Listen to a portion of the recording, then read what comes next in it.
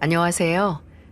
저는 지금 태어난 지 얼마 안 된 우리 아들과 함께 하루하루 육아 전쟁과 함께 행복한 순간들을 경험하며 지내는 30대 육아맘입니다. 저는 얼마 전까지는 결혼 생활을 유지하고 있었지만 도저히 참을 수 없는 남편과 시댁의 횡포에 더는 참지 못하고 이혼을 결심하게 되었어요. 지금은 그들에게서 해방되어 하루하루를 잘 살아가고 있는 중입니다. 저는 뱃속에 아이를 품은 채 이혼을 했는데 제가 아이까지 품은 상태에서 얼마나 힘든 심정으로 이혼을 하게 되었는지 지금부터 한번 이야기를 해볼게요. 저와 남편은 지인의 소개로 만나 결혼을 했습니다. 시댁에 인사를 드리러 갔을 때 시부는 이미 이 세상에 안 계신 분이셨어요. 이미 2년 전에 돌아가신 상태여서 남편의 대전 본가에서는 시어머니와 시누이만 살고 있었죠. 남편은 시동생이 한 명 더 있었는데 이 둘은 각각 서울에서 지내면서 남편은 일반 직장 생활을, 시동생은 경찰 공무원을 하며 독립하여 지내고 있었어요. 시어머니는 시골에서 생선을 팔고 있었고 시누이는 백수였죠. 그 가정사를 다 알고 나서 남편의 대전 본가로 갔는데 생각보다도 더 환경이 좋지 않더라고요. 어머님이 생선을 파셔서 그런지 모르겠지만 집에서 냄새가 나는 것 같기도 하고 곰팡이도 많이 피어 있는 상당히 좁은 집이었어요. 대전에 오기 전 남편이 집을 보여주는 게 창피하다고 했었는데 그 이유를 조금은 알겠더라고요. 이야기를 들어보니 원래는 좋은 집에서 살고 있었지만 돌아가신 시아버지가 빚을 많이 남겨놓고 돌아가시면서 환경이 안 좋은 집으로 옮길 수밖에 없었다고 했죠. 게다가 빚도 여전히 많이 남아있는 상황이라서 많이 힘들어 보였어요. 하지만 그게 결혼에 큰 걸림돌이라고는 생각을 하지 않았네요. 어쨌든 남편이 시어머니와 그 가족들과 함께 해서 열심히 갚아 나가는 중이라고 했었거든요. 그래서 결혼에 대한 결정을 바꾸지 않고 인사를 드리러 갔는데 시어머니는 갈치조림을 맛있게 끓여주셨어요. 덕분에 식사를 맛있게 먹고 과일을 먹고 있는데 그때부터 본격적으로 호구조사에 들어갔습니다.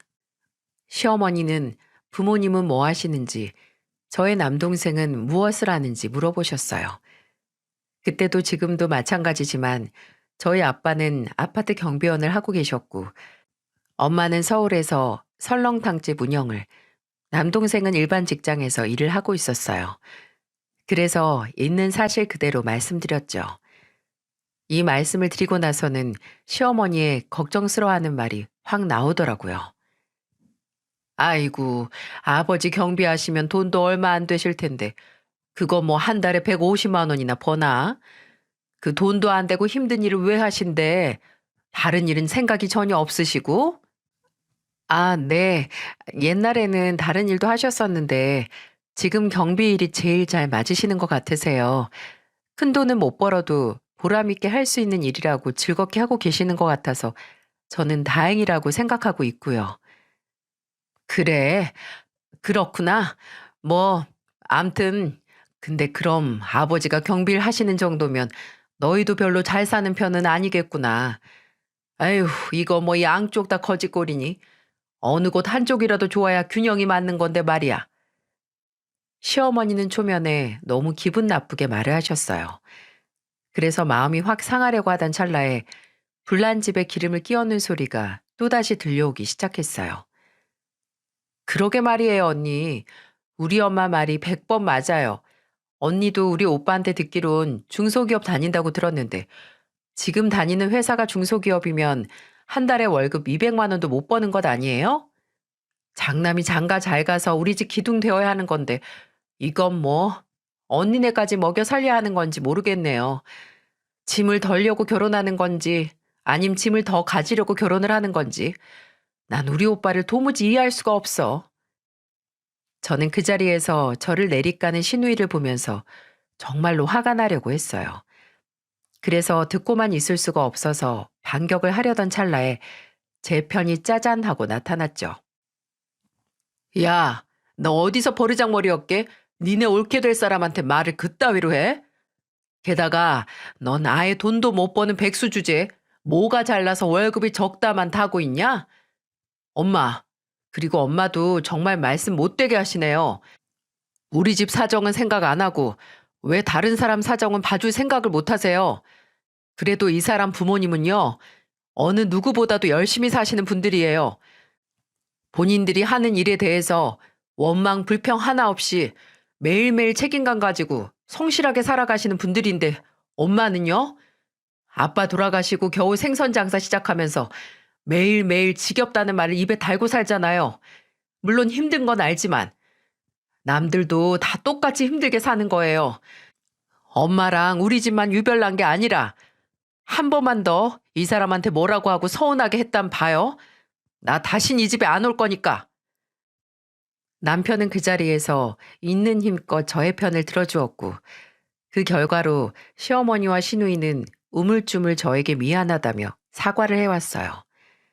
그렇게 첫 만남에서 실망스럽고 아쉬운 모습을 보고 말았지만 그래도 그 다음부터는 남편이 단단히 주의를 줬는지 더는 그런 모습을 보여주지 않았어요.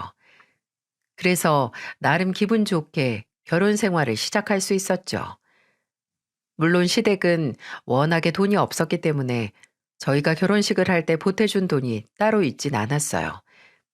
대신 저희 친정에서 3천만 원을 해주셔서 저랑 남편이 결혼 전 모은 돈으로 식도 올리고 집도 살 수 있었습니다. 비록 집은 대출을 끼고 산 집이었지만 저희 둘이 같이 살 수 있는 집을 마련할 수 있는 것만으로도 참 좋았어요. 그 이후 시작된 결혼 생활에서 저는 신혼 생활을 보내던 중 임신을 하게 되었죠. 처음에 경사가 났다며 양가에서도 얼마나 신이 났었는지 몰라요. 저도 남편도 신혼을 다 즐기기도 전에 임신을 하게 돼서 살짝 아쉬운 부분이 없지 않아 있었지만 그래도 하늘이 우리에게 보내준 큰 선물이었기에 행복한 것이 더 컸어요. 그래서 하루하루 뱃속의 아이를 아껴주며 그렇게 잘 품고 있었죠. 하지만 얼마 못 가서 저는 큰 시련을 당하고 말았습니다. 아이가 뱃속에서 7개월째 되던 해 외출할 일이 있어 밖에 나갔다가 발을 헛디뎌서 건물 계단에서 구르게 되었고 그 이후에 저는 정말 말도 못할 큰 시련을 느낄 수밖에 없었습니다. 그것은 바로 저의 유산이라는 큰일이었는데요. 꽤 높은 곳에서 떨어지면서 본능적으로 배를 감싸 안긴 했지만 아이를 지키기에는 너무나 역부족이었던 것 같습니다. 병원으로 실려가 유산이라는 의사 선생님의 말을 듣자마자 저는 완전히 망연자실해서 꺽꺽 눈물을 뱉을 수밖에 없었어요. 선생님, 안 돼요. 우리 아이 이렇게 보낼 수 없어요. 제가 7개월 동안 얼마나 애지중지 키웠는데요. 우리 아기 안 돼요. 이렇게 허무하게 보낼 수는 없어요. 거의 미친 사람처럼 울부짖는 저를 보며 제 옆에 있던 남편도 저희 친정엄마도 너무나 안타까워했어요. 겨우 저를 말리고 진정시킨 뒤에 저는 아무런 감정이 없는 사람처럼 병원 침대에 누워 몸과 마음을 추스르고 있었죠. 근데 거기에서 생각지도 못한 일이 생기고 말았어요. 그건 바로 시어머니 화였습니다. 그 당시 시댁은 여전히 대전에 있었고 저희는 서울에서 생활하고 있었는데 시어머니는 남편에게 전화를 받자마자 그 먼 대전에서 서울까지 한 걸음에 달려오셨어요. 저는 그게 다 제가 걱정돼서 그런 줄만 알았습니다. 근데 제 얼굴을 보자마자 딱 들려오는 소리에 그게 전혀 아니라는 것을 바로 알 수 있었죠. 야, 내 손주 살려내. 내 손주 살려내라고. 네가 감히 내 손주를 잡아먹어? 어? 엘리베이터나 타고 다닐 것이지 왜 계단으로 다녀서 이 사단을 만들어? 아님 차라리 집 밖으로 나오지 말든가. 왜 쓸데없이 싸돌아댕겨서는 내 손주 잡아먹냔 말이야. 이제 어쩔 거야? 저는 그 당시에 마음을 겨우 다스리고 있었던 터였는데 당연히 위로를 해줄 거라고 생각했던 시어머니가 되려 자신의 손주를 잡아먹었다며 폭언을 해와서 정말 당황스러우면서도 서러웠습니다. 다행인지 불행인지 그때는 마침 친정엄마가 일을 뺄 수가 없어 남편에게 저를 맡기고는 일을 하러 간 상황이었고 남편만 저를 지키고 있었어요. 남편은 시어머니의 폭언을 들으며 저를 위해 또 화를 내려고 했는데 그때만큼은 제가 오히려 참지 못해서 시어머니에게 화를 내버렸습니다. 어머님, 그만하세요. 지금 누구보다도 힘든 게 저예요. 지금 제 상태가 괜찮아 보이세요? 어머님한텐 손주지만 저한텐 자식이었어요. 그것도 처음으로 저한테 찾아온 선물이었다고요. 근데 저한테 왜 그렇게 잔인하게 말씀을 하세요? 제가 얼마나 지금 죽고 싶을 만큼 힘든 줄 아세요? 아시냐고요? 저는 시어머니께 모든 화를 다 토해내며 그 자리에서 다시 한번 큰 눈물을 쏟았어요. 근데 참 우리 시어머니 독종이더라고요. 그렇게 가슴 아파하며 울고 있는 며느리에게 어쩌셨는지 아세요? 아마 들으면 여러분도 깜짝 놀라실 거예요. 그럼 네가 죽지 그랬냐? 어? 내 손주 냅두고 네가 죽지 그랬어. 차라리 그러지 그랬냐고. 하여간에 뭘 잘했다고. 지금 시어머니한테 따박따박 말댔구야. 그것도 눈 동그랗게 뜨고. 네가 지금 아직 힘이 남아도니까 나한테 그렇게 화를 내고 앉아있지 원. 네가 지금 그게 힘든 사람 태도냐? 어? 아이고 불쌍한 내 손주. 불쌍한 내 손주. 그냥 내 손주만 아깝지 내 손주만 아깝게 됐어. 아이고. 시어머니는 울부짖는 저에게 아랑곳하지 않고 비아냥거렸고 결국 그 모습을 본 남편이 저희 시어머니를 병원에서 내쫓아 버렸어요. 그 사건을 겪으면서 저는 시어머니에게 받은 상처가 너무나 컸고 다시는 시어머니를 보고 싶지가 않았습니다. 누구보다도 위로해주고 옆에서 함께 힘이 되어줘야 할 가족이 저를 비난하고 되려 저보고 죽었어야 한다고 했을 때 저는 겨우 추스렸던 아이에 대한 죄책감이 다시 올라오는 걸 느꼈고 이것을 없애는데 긴 시간을 보냈어야 했어요. 그리고 이때부터는 저의 인생이 본격적으로 하얀 곡선을 그리며 떨어지게 되었고 하루하루가 지옥 같았습니다. 저는 유산 당시 제 옆을 묵묵히 지켜주었던 남편이 여전히 저의 편인 줄만 알았었는데 그게 아니었던 것 같아요. 남편은 병원에서는 절 위로해주고 절 위해서 시어머니를 내쫓아준 것을 끝으로 점점 변하기 시작했습니다. 물론 그게 처음부터 변한 모습이 보이기 시작했던 건 아니었어요. 남편은 병원에서부터 나온 뒤에 이전에 없었던 행동들을 하나둘씩 하기 시작했고 저는 처음에는 그게 다 저를 걱정하는 마음에서 나오는 행동들인 줄만 알았습니다. 남편은 제가 친구들을 만나고 장을 보러 외출을 하는 등 밖에 일만 보러 나가면 30분꼴로 전화를 하며 위치를 확인하고 제가 무얼 하는지 누구를 만나는지를 다 체크하기 시작했어요. 그전에는 이랬던 적이 없었기에 저는 내가 얼마나 걱정이 되면 이러나 싶어서 다 받아주었었죠. 근데 하루하루 시간이 지날수록 남편은 그 정도가 너무 심해졌어요. 정말 남편에게 일거수일투족을 다 검사받고 감시받는 기분이었거든요. 예를 들어 이런 식이었습니다. 제가 밖에 외출할 때면 항상 사진을 찍어 보내라. 친구를 만나면 같이 있는 친구랑 영상통화를 해봐라 등등 무리한 요구들을 하곤 했었어요. 저는 그 모든 것이 저를 너무 사랑해서 걱정하는 마음에서 나오는 모습이라고 생각해서 그 말들을 들어줬었는데 어느 날부터는 이 상황들이 의무가 되고 연달아 이어지니까 이건 좀 아니다 싶더라고요. 그래서 하루는 남편에게 단호하게 이야기를 했습니다. 여보, 바뀌라고? 오늘 집에 언제 들어가는 건데? 그리고 어디로 장 보러 간 건데? 아, 오늘은 우리 오랜만에 맛있는 걸로 좀 해 먹어볼까 싶어서 장 이것저것 더 제대로 보려고 집 앞 슈퍼 말고 우리 자주 이용하는 큰 마트로 나왔어. 친구 차 타고 같이 온 거라 얼른 사가지고 들어갈게. 빨리 와. 나간 지가 30분이 지났는데 왜 연락도 없어가지고 전화를 하게 만들어. 빨리 들어와. 그리고 친구 누구? 지수 만났어. 왜 전에 나랑 친한 동창이 집 근처로 이사 왔다고 이야기했잖아. 그 친구야. 둘이 같이 있는 거 장 보고 있는 모습 사진 찍어서 보내봐. 뭐? 왜 또 사진을 찍어서 보내래? 당신 정말 요즘 왜 그래?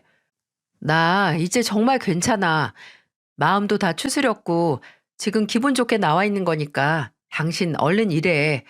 아직 퇴근 시간도 아닌데 이렇게 전화 붙들고 있으면 어떡해. 그리고 매번 이렇게 나 CCTV처럼 감시하는 거 조금씩 힘들어지고 지치려고 그래. 그러니까 그냥 나 괜찮다고 생각하고 편하게 놔둬, 여보. 아, 됐고. 빨리 둘이 같이 있는 사진 찍어서 보내라니까. 뭐 이렇게 말이 많아? 내가 하라면 좀 하라는 대로 해. 왜 자꾸 그렇게 사람 말에 토를 달아? 언제부터 내 말에 토를 달았다고 이렇게 개기냐? 지금 내가 우스워 너? 뭐라고? 당신 왜 이래? 내가 알던 내 남편 맞아? 갑자기 왜 그렇게 무섭게 화를 내? 내가 괜찮다면 된 거지. 뭐가 그렇게 불안해서 날 달달 볶는 건데. 사진 받아서 뭐하니? 당신, 그거 다 나 걱정돼서 그러는 게 아니었어? 그냥 당신 정말 날 감시하고 있었던 거야? 나 못 보내. 아니, 안 보내. 그런 줄 알고 내가 집에 들어갈 때까지 알아서 집에 있던지 아님 나가서 사 먹던지 해. 오늘 나는 당신이랑 저녁 같이 못 먹겠어. 저는 남편에게서 생각지도 못한 반응이 나오는 걸 보면서 너무나 깜짝 놀라고 말았습니다. 남편은 다짜고짜 저에게 화를 내기 시작했고 저는 이게 저를 걱정하는 데서 나오는 게 아니라는 걸 직감적으로 알 수 있었어요. 그리고 그날 남편의 화에 너무 깜짝 놀란 저는 남편에게 끝까지 반항하며 사진을 찍어서 보내주지 않았고 그 뒤로 화가 난 마음에 전화를 끊은 뒤 계속해서 이어져 오는 남편 전화를 받지 않았습니다. 근데 무슨 일이 있었는지 아시나요? 정말 저는 깜짝 놀라고 말았습니다. 남편에게 화가 나 있었긴 했지만 친구와는 장보러 이미 나간 상황이었기에 저희는 마트에서 천천히 장을 보고 있었어요. 근데 갑자기 다짜고짜 누군가가 제 팔을 확 잡아채는 게 느껴졌고 그건 다름 아닌 저희 남편이었었던 거예요. 아, 왜 이래? 당신 여긴 어떻게 왔어? 어떻게 왔어? 어떻게 왔냐고? 그게 지금 나한테 할 소리야? 그따위로 전화 끊고 그럼 내가 가만히 있을 줄 알았냐? 내가 너 찾느라고 지금 여기 마트를 얼마나 뒤졌는지 알아? 그 사진 보내는 게 뭐가 그렇게 어려워서 반항하는 건데? 뭐? 당신 정말 미친 거야?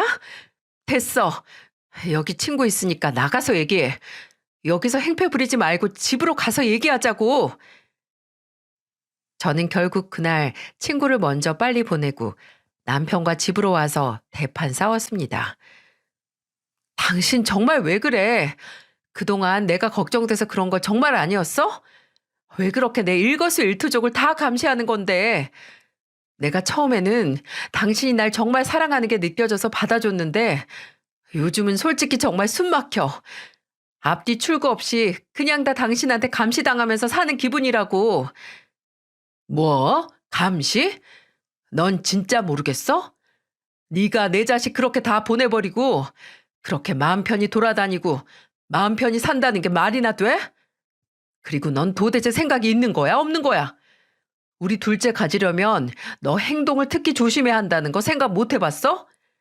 그렇게 싸돌아 댕기다가 애도 유산시켜 놓고 지금 너는 하루하루 외출이 되냐? 어?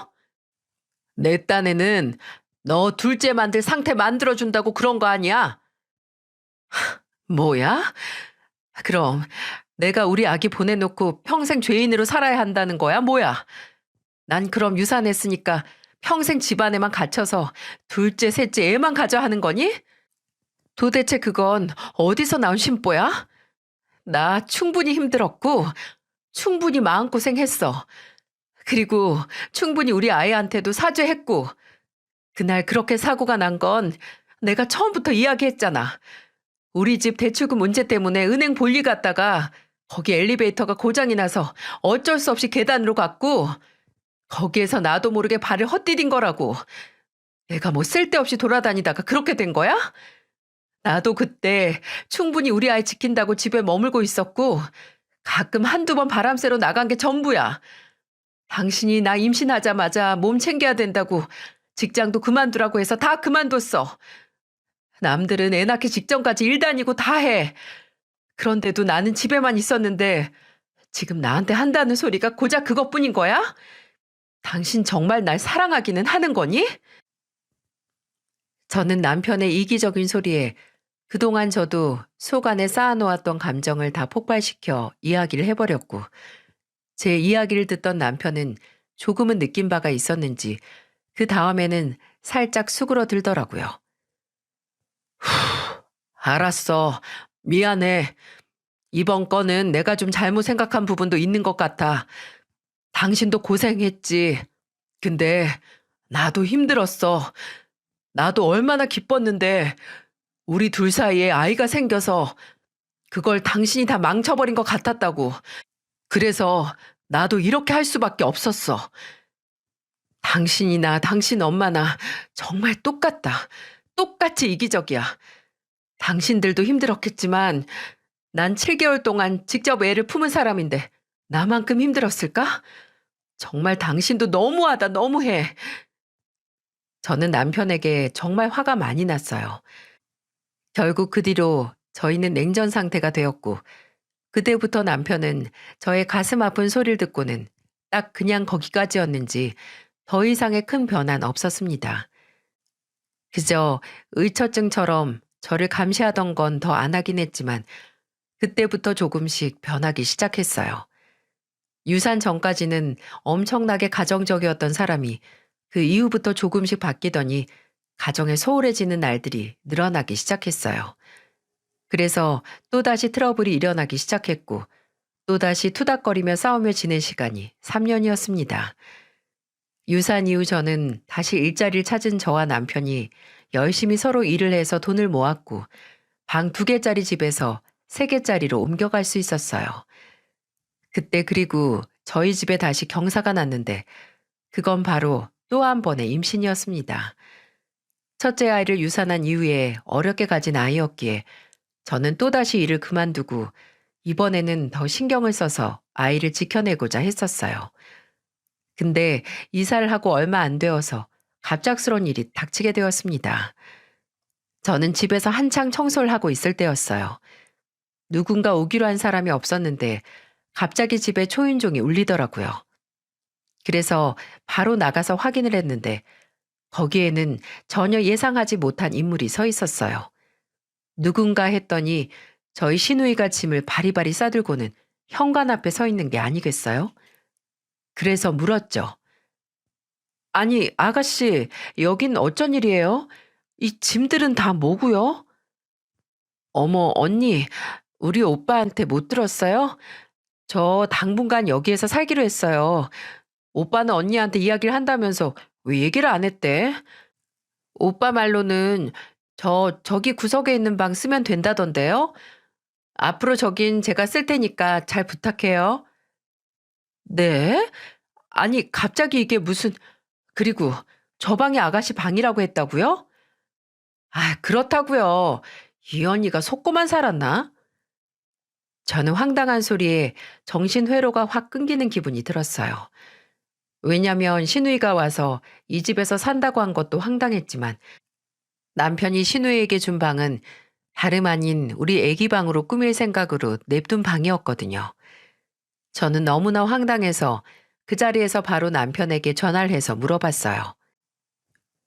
여보, 지금 집에 아가씨가 와서는 오늘부터 우리 집에서 산다고 하는데 이게 다 무슨 소리야? 나한테 상의한 적 없잖아. 그리고 우리 애기 방으로 꾸밀 방에서 지내라고 했다며. 정말 당신이 그렇게 이야기한 거 맞아? 맞아. 어차피 뭐 애기 태어나려면 아직 멀었고 얘가 지금 격리로 다닌 회사가 혼자 살던 곳보다 더 가까워서 우리 집에서 지내라고 했어. 얘 월급 꼴랑 250만 원 받는데 거기에서 나가는 월세만 해도 벌써 몇십만 원 깎인다잖아. 그래서 그 돈 아까워서 내가 그냥 우리 집에 들어와서 살라고 했어. 그리고 여자 혼자 서울살이 하는 것도 위험하기도 하고. 아니, 내 동생인데 당신 좀 어이없어 하는 것 같다? 이 상황이 안 내켜 설마? 안 내키는 게 아니라 나한테 상의 한마디도 없이 이렇게 바로 처리해버리는 게 어딨어. 나는 갑자기 아가씨가 찾아와서 깜짝 놀랐잖아. 아이, 내 동생인데 무슨 상의가 필요해? 그냥 오면 되는 거지. 하여튼 앞으로는 당분간 같이 지내기로 했으니까 그렇게 알고 방 좀 치워서 애 쉴 수 있게 좀 해. 저는 너무 당연하다는 듯 이야기를 하는 남편을 보면서 황당함을 감출 수가 없었습니다. 어이가 없어 하고 있는 와중에 통화 소리가 다 들렸는지 신우이가 저한테 이야기를 하더라고요. 언니, 들었죠? 어쨌든 난 우리 오빠가 저기 쓰라고 했으니까 편하게 씁니다. 그럼 잘 부탁해요. 아주 당당하게 자신의 방인 양 들어가는 신우이를 보면서 저는 정말 이 사람들이 제정신이 맞나 싶었습니다. 그리고 그때부터가 진짜 전쟁의 시작이었어요. 신우이는 정말 하루하루가 가관이었어요. 신우이는 저희 집에 들어와서 한 번을 청소를 하는 법이 없었고 밥 먹고 나서 설거지도 하는 꼴을 본 적이 없었죠. 근데도 그걸로 끝이 아니었어요. 신우이는 저 몰래 제 가방을 쓴다거나 신발을 신고 나간다거나 정말 상상하지도 못할 무개념적인 일들을 마구 해나갔어요. 그래서 한 번은 제가 이야기를 했습니다.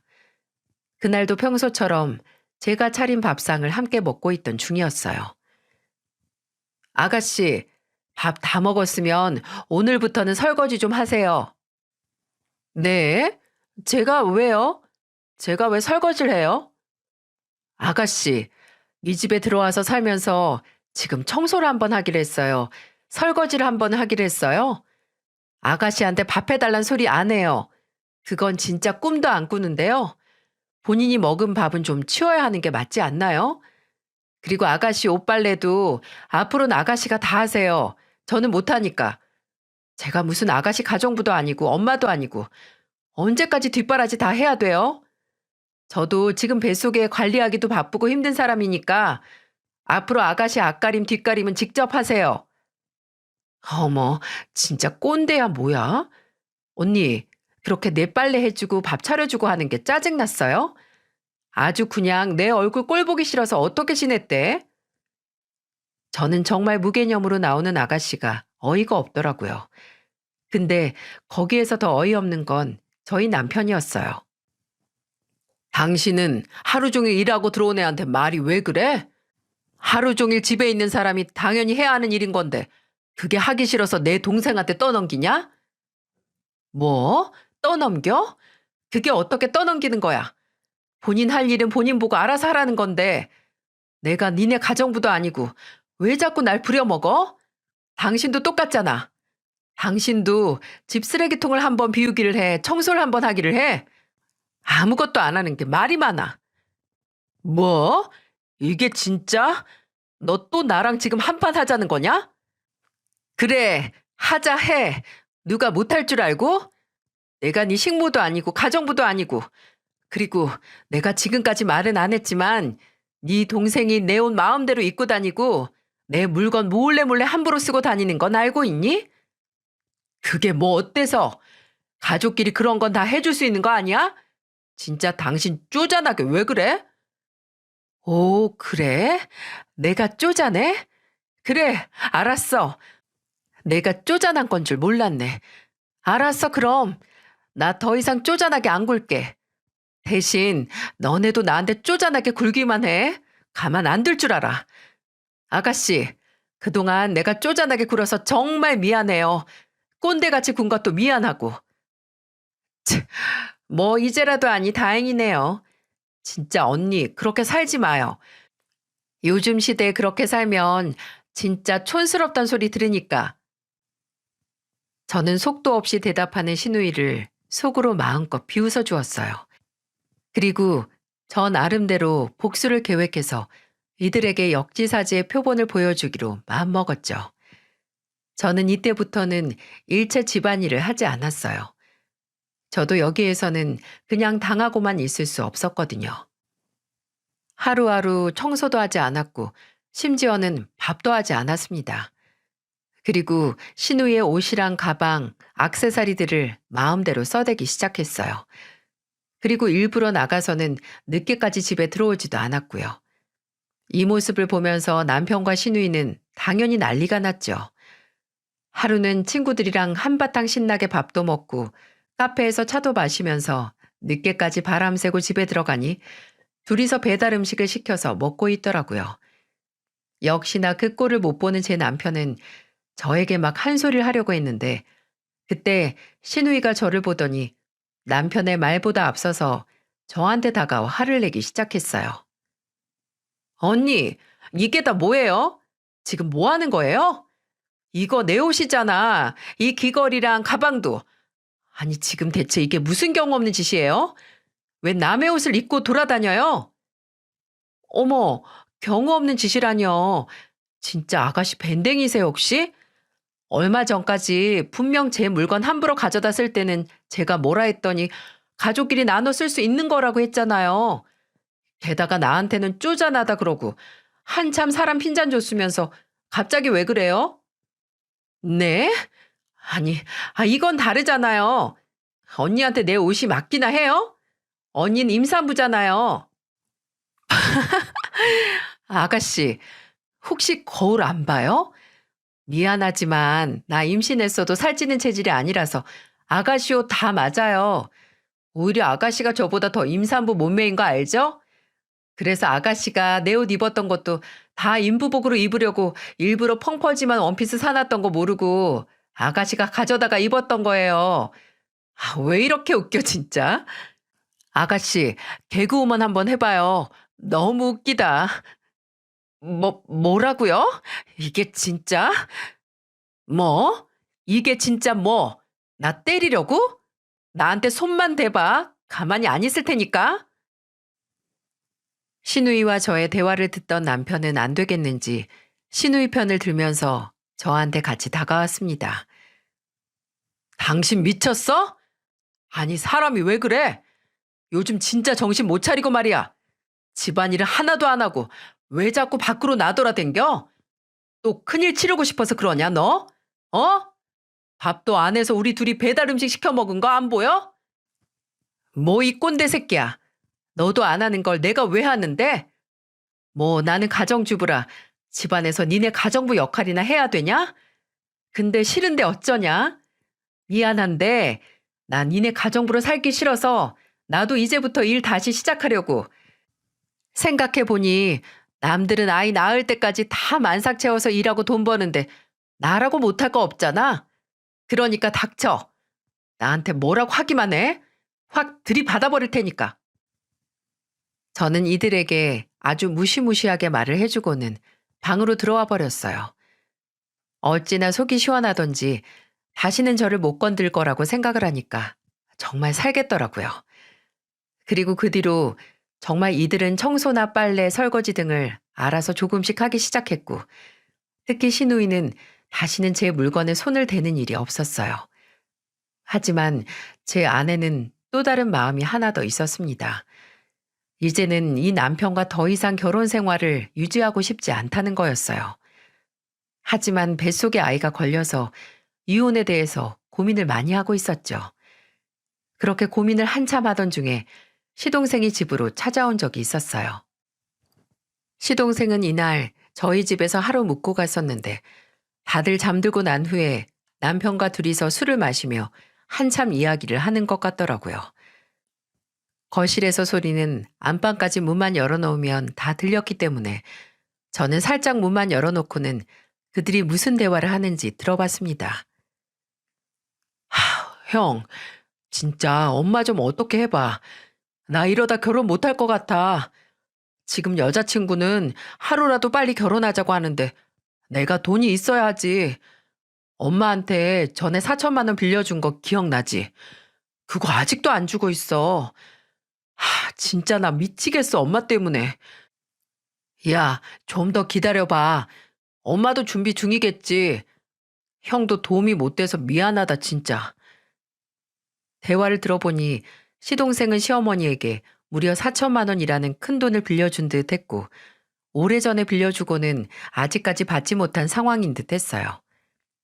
제가 봤을 때 이 집에서 시동생이 가장 사람답고 인간답고 좋은 사람이었기 때문에 시동생의 상황이 안타까웠습니다.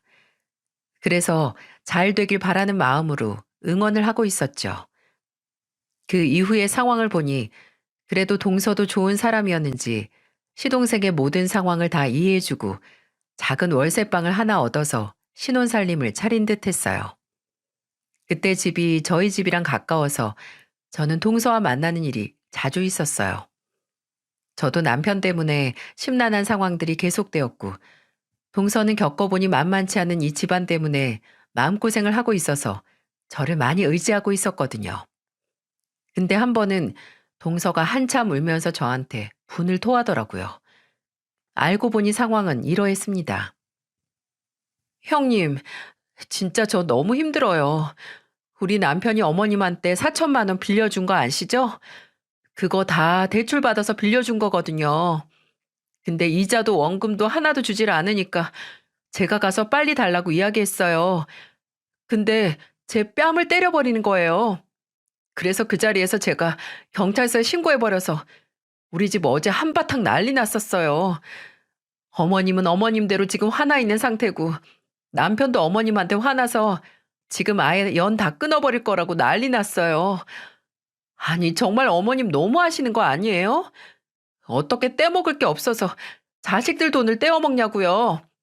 혹시 제가 너무한 건가요? 아니지. 그게 어떻게 동서 잘못이야. 정말 너무하신다, 어머님. 시누이나 어머님이나 진짜 둘이 똑같아서 왜 남들한테 피해주고 사는지 모르겠어. 그렇게 한참 동서 일이 터지고 나서 집 분위기가 뒤숭숭한 가운데 또 하나의 일이 터지고 말았어요. 이번에는 신우이의 일이었습니다. 어느 날 갑자기 신우가 엉엉 울면서 집에 들어오는 거예요. 그날은 남편도 쉬는 날이라 집에 있었는데 울면서 들어오는 신우이를 보면서 깜짝 놀랐습니다. 모든 상황을 들어보니 신우이가 다니는 회사에서 한 남자를 만나고 있었는데 그 남자가 알고 보니 유부남이었고 나중에는 유부남인 걸 알면서도 계속 만난 상황이었죠. 그러다 그 유부남의 본처가 그 사실을 알게 되면서 회사로 와서 깽판을 쳤고 그 결과로 신우이는 회사에서도 잘리고 그 유부녀에게 위자료 청구까지 받게 된 상황이었어요. 근데 여기에서 우리 남편이 더 가관이었어요. 남편은 울면서 그 모든 상황을 이야기하는 신우이를 혼내기는커녕 울지 말라고 괜찮다고 그럴 수도 있다고 하면서 달래주는 거예요.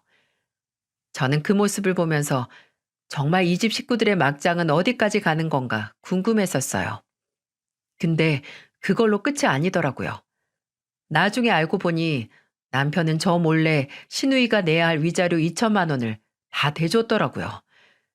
저는 너무나 화가 나서 여기에서는 뱃속에 아기고 뭐고 없었습니다. 그냥 이혼을 해야겠다고 마음을 먹었죠. 통장 내역에서 2천만 원이 빠져나간 걸 확인하고 나서 어디로 빠진 건지까지 다 파악한 다음 저는 남편에게 이야기를 했습니다. 당신, 이거 보이지? 2천만 원. 이거 아가씨 위자료로 쓴 거 맞지? 이걸 어떻게 안 거야 대체? 어떻게 알긴 금액 보면 빤하지.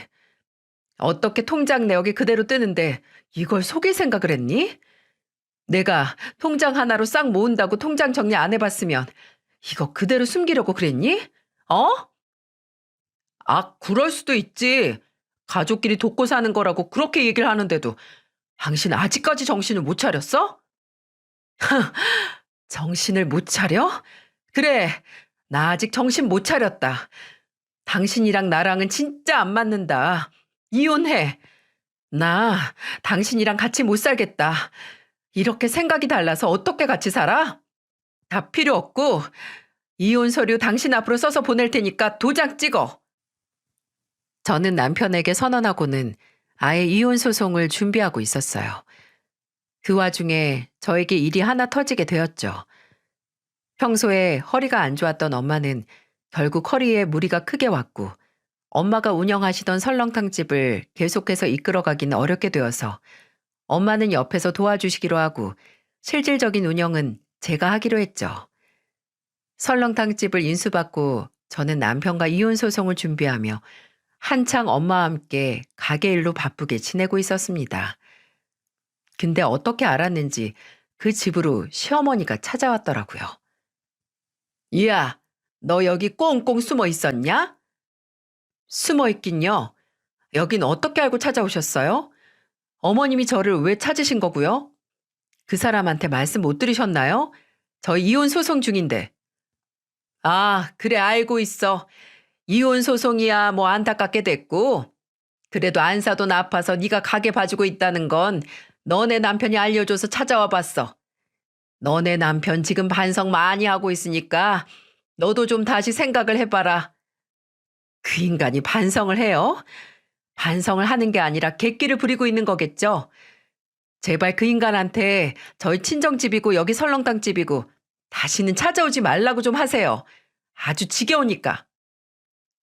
실제로 남편은 그날 이후로 저에게 이혼을 못하겠다며 친정집에 가 있는 저를 찾아오기 시작했고, 제가 설렁탕집에서 일하고 있다는 걸 안 뒤로는 여기까지 찾아와 매달리고 있는 상황이었어요. 근데 거기에서 이번에는 시어머니까지 와서 합세를 한 거였죠. 나는 다 필요 없고 나 돈 좀 빌려줘라. 5천만 원. 뭐라고요? 아니 제가 지금 제대로 들은 거 맞아요? 지금 저한테 5천만 원 빌려달라고 하신 거예요? 그래, 5천만 원만 빌려줘봐. 이 가게 놓고 하던지 아니면 너네 지금 사는 집 놓고 대출을 받아보던지 해서 나 돈 좀 빌려줘라. 내가 급하게 필요해서 그래. 어머니, 지금 그런 소리 하는 게 정말 저한테는 충격적이네요. 못 들은 걸로 할게요. 야, 내가 지금 돈이 급해서 그런다고 하잖아. 내가 모르고 갯돈을 써버렸어. 자존심 다 내려놓고 이야기하마. 필요한 데가 있어서 갯돈으로 받아놓은 돈을 좀 썼는데 그게 걸렸다고. 그래서 지금 당장 보내줘야 하는데 내가 돈 구할 데가 어디 있겠니?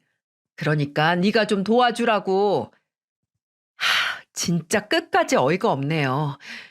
죄송하지만요. 저 어머니께 빌려드릴 돈 없어요. 그리고 지금 그 집도 저희 재산 분할해야 해서 대출 쓸 수도 없고요.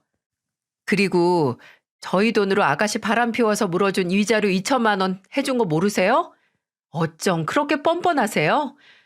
제발 어머니도 그렇고 아가씨도 그렇고 정신 좀 차리세요. 언제까지 남 등쳐먹으면서 사실 거예요? 어쨌든 전 이제 그쪽 집에는 10원 한 장 못 드려요. 오늘 들은 것도 못 들은 걸로 할 테니까 제발 이제 나가셔서 다신 제 앞에 나타나지 말아주세요. 저는 이렇게 말을 하고는 시어머니를 내쫓으려고 했습니다. 근데 그때 돈을 못 빌려주겠다고 한 제 말에 열이 받았는지 제가 다듬고 있던 대파를 들어올려 다짜고짜 제 면상을 후려쳐버리는 거예요. 야, 이 싸가지 없는 것 같으니라고? 네가 지금 날 우습게 알아도 한참 우습게 알지, 어? 네가 어떻게 그래? 이 나쁜 것 같으니라고. 이 싸가지 없는 거. 시어머니는 화가 났는지 대파로 저를 여기저기 막 때리기 시작했어요. 그리고 그 순간 누군가가 시어머니를 저지했고 어디서 나온 건지 배춧잎이 마구 날아다니기 시작했죠. 정신 차리고 보니 주방에서 엄마가 다듬고 있던 겉절이용 배추를 가지고 와서는 시어머니를 마구 때리고 있었던 거였어요. 야, 이게 어디서 남의 집 귀한 자식을 때리고 난리야? 너한테는 1,000원도 아까워. 알아? 어디 감히 내 딸을 때려? 네가 맞고 정신 차리자. 어디 한번 제대로 맞고 정신 차려봐. 저희 엄마는 잘 다듬어진 배추를 아까워하지도 않고 그걸로 저희 시어머니를 마구 때려댔어요. 거기에 정신을 못 차리던 시어머니가 한참 맞더니 그대로 가게 밖으로 도망가며 나가버리더라고요. 주랭랑을 치는 모습을 보면서 사람 꼴이 참 우습다고 하는 게 이런 걸 보고 말하는 거구나 싶더라고요. 정말 웃기더라고요. 그 뒤로 시어머니는 다시는 찾아오지 않았어요. 결국 엄마는 그나마 조금 회복되었던 허리가 다시 좀 안 좋아지긴 했지만 그래도 제 몸을 가누면서 때려댄 덕에 많이 힘들어하진 않으셨어요. 그 이후에 저는 이 집이 진절이 나게 싫어서 하루빨리 이혼을 진행했습니다. 이때는 남편에게 시어머니의 만행을 다 이야기를 했고 이때는 남편도 모든 것이 다 끝나버렸다고 느꼈는지 이혼을 순순히 하더라고요. 그렇게 저희는 이혼을 하게 되었고 시누이에게 보낸 돈과 이것저것 다 해서 저는 양육권과 함께 재산 분할도 저에게 다 좋은 쪽으로 가지고 올 수 있었어요. 그렇게 이혼한 후 그들과 완전히 인연을 끊고 지내려고 했습니다. 실제로도 아무런 연락도 하지 않고 저는 완전히 남남이 되어서 저의 삶을 쭉 이어서 살고 있었어요. 대신 잘 지내던 동서와는 계속해서 연락을 하고 지내왔는데요. 나중에 동서에게 들어보니 남편은 저와 이혼을 하고 나서 재산 분할로 5천만 원을 챙겨서 가지고 갔는데 그 돈을 시어머니에게 빌려준 것 같더라고요. 하지만 그걸 갚을 뿐이 아니었기에 남편은 지금까지도 돈 한 푼 못 돌려받으면서 지내고 있는 듯 했습니다. 게다가 제가 없어지고 나니 그제서야 저의 소중함을 깨달았는지 시동생에게 매일 찾아와서 제가 보고 싶다고 울면서 지낸다고 하더라고요. 시누이도 다 내쫓고 지금은 완전히 독수공방으로 지내고 있는 듯 했습니다. 시누이도 그 뒤로는 다시 월세방을 혼자 얻어서 지내고 있는 듯 했고요. 참 그 집은 아직까지도 생각을 하면 답이 없는 집인 것 같아요. 그리고 진작에 그 집과 헤어진 제가 잘했다는 생각이 들고 있네요. 지금은 우리 아들이 태어나서 저는 육아하랴 엄마와 함께 식당 운영하랴 바쁜 나날을 보내고 있는데요. 우리 아이에게 아빠가 없다는 것이 조금 슬프고 미안하긴 하지만 그래도 건강하게 태어나 준 것이 고맙고 아빠를 대신해서 제가 아빠 몫까지 좋은 엄마가 되어 주어야겠다고 생각하며 지내고 있는 중이랍니다. 여러분, 고슴도치도 제 눈에는 자기 자식이 제일 예쁘다는 말이 있잖아요. 아무리 내 새끼가 귀하고 소중한 게 맞다고 하지만 저는 이 가족들을 보면서 안으로만 굽는 팔이 얼마나 잘못 굽는 것인지 알게 되었어요. 그리고 저는 더 귀한 자식일수록 굴려서 키운다는 말을 이번 기회에 느끼게 되면서 우리 아이를 정말 바른 아이로, 올곧은 아이로 키우려고 마음을 먹었습니다. 여러분, 앞으로 있을 저의 이 육아와 새로운 인생의 출발을 같이 지켜봐 주시면서 응원해 주세요. 그리고 부디 제가 우리 아이를 옳은 판단을 하는 아이로 키울 수 있는 현명한 부모가 될 수 있도록 함께 지켜봐 주시고요. 긴 사연 함께 들어주셔서 정말 감사합니다.